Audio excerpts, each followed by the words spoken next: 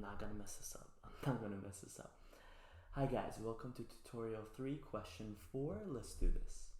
Alright, so I'm gonna put the question over here, and you know what to do. Read it over, attempt it yourself, and we'll go through it together. Alright, so I'm not gonna waste a lot of time on this question because it's, in my opinion, a very straightforward question. Fn branches off into two sections. One is when n is equal to 0, and one is when n is bigger than or equal to 1. We can't do nothing with that one that's n is equal to 0. We can't play with it. So we're going to do that with the n is greater than or equal to 1. Obviously there's an fn minus 1 recursive call in there, so we're going to replace that with its appropriate value. And we can calculate that because we have the formula, obviously.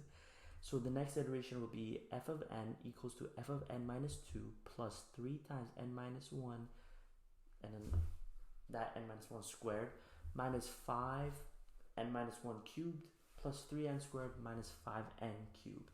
Now, I'm not going to get into the nitty gritty of it, but as you keep doing this over and over again, or after a certain while, you're going to see a pattern. You know what I mean? You're going to hit a point where you're like, oh, okay, f of n equals to f0 plus, and then this is where you find, you see that summation of k going from 1 to 3, where, we're going to say 3k squared minus 5k cubed. And, using some well-known identities, I want to put some on the website, on my website, and, you're going to get to a point where it's like fn has a closed form, which is 2 plus 3 times n plus 1 times 2n plus 1 over 6 minus 5 times n plus 1 over 2 squared.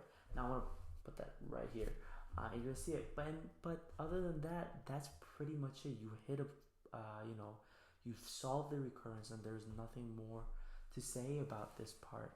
And yeah, and that is all for question 4. I'll see you guys in the next one.